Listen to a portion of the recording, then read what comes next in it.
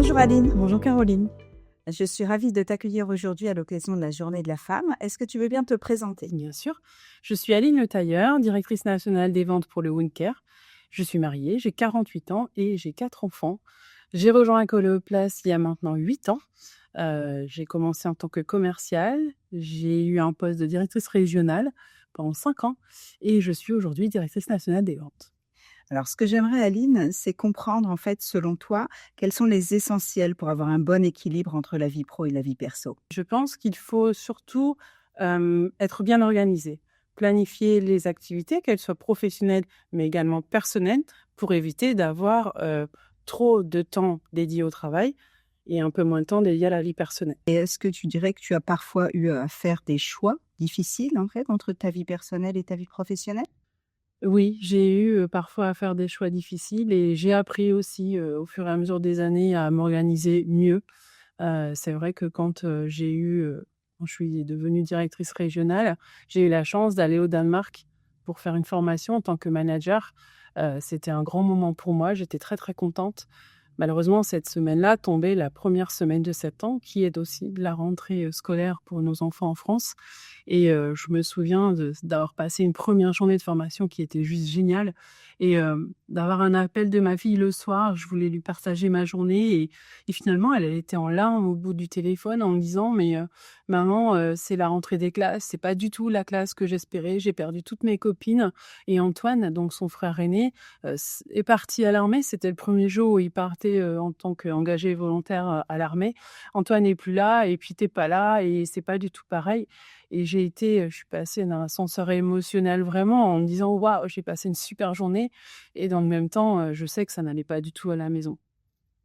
Des moments qui sont difficiles à gérer. Est-ce que tu dirais que tu as été victime de préjugés dans ton parcours professionnel en tant que femme? Je suis une femme avec du caractère. Ça, c'est vrai qu'on me l'a toujours dit et je pense que sans ce caractère-là, je serais peut-être pas arrivée là où je suis aujourd'hui.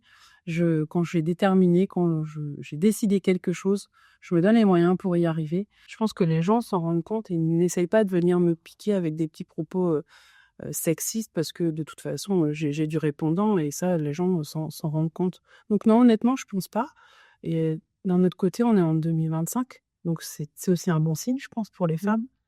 Alors certaines personnes parlent, des rôles modèles qui les ont accompagnées dans leur parcours ou des personnes qui les ont influencées. Est-ce qu'il y a des gens en particulier qui ont compté pour toi? J'ai j'ai eu effectivement un modèle quand je suis arrivée chez Coloplast, c'était, à l'époque une commerciale, Mmh. heu et je l'ai accompagnée sur 2 journées de terrain et à la fin de la première journée, je lui ai dit: «Mais en fait, moi, je voudrais vraiment, faire comme toi, te ressembler. Tu es un modèle dans l'exécution de la vente, tu arrives à ra gagner des ventes, heu, ta vente, elle est juste parfaite. Tu arrives à avoir le modèle GPS, 360, tu es très organisée» et ce à quoi elle m'a répondu: «Merci Aline, mais je suis persuadée que tu feras beaucoup mieux que moi» et ça m'avait vraiment touchée qu'elle me dise ça parce que j'étais au début dans l'histoire Coloplast et finalement elle l'avait certainement identifié aussi. Mmh. Très bien, et alors est-ce qu'il y a des soutiens qui t'ont été particulièrement utiles, soit dans ta vie professionnelle, soit, dans ta famille? Oui, mais je pense en premier lieu à mon mari, sans qui, ça ne serait pas, possible puisque le temps que je passais en déplacement et le temps que je passais effectivement, au travail, lui a assuré, l'intendance avec les enfants, l'école, la cantine.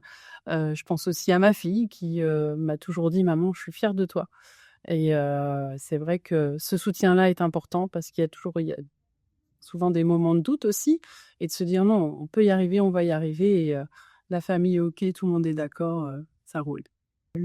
Est-ce que tu as des stratégies ou des rituels, qui te permettent de décompresser après une journée de travail? Oui, oui, oui.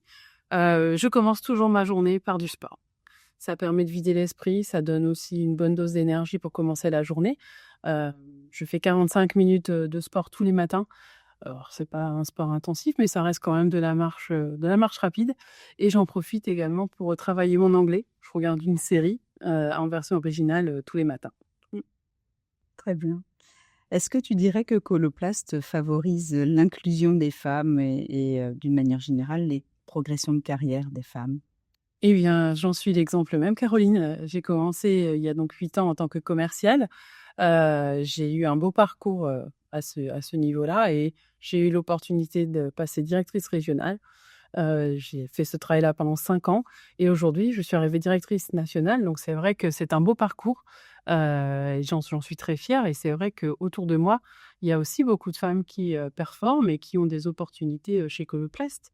Alors pour terminer notre entretien, quels conseils pourrais-tu donner à des femmes qui cherchent à développer leur carrière tout en maintenant un bon équilibre entre la vie pro et la vie perso? Je pense qu'il faut avant tout se donner les moyens. Quand on a décidé quelque chose, il faut se donner les moyens, planifier les différentes activités et se réserver du temps dédié, du temps pour l'apprentissage, du temps pour le professionnel, du temps pour les enfants et s'y tenir. Il ne faut pas que l'un prenne le pas sur l'autre, sinon on va avoir une charge mentale inutile et se dire: «Ouh là là, je suis débordé du coup» et revenir uniquement à ce qu'on sait faire et à une routine. Il faut Je te remercie Aline pour ce temps d'échange et pour ta sincérité. Merci à toi Caroline. Bonne journée. Merci, bonne journée.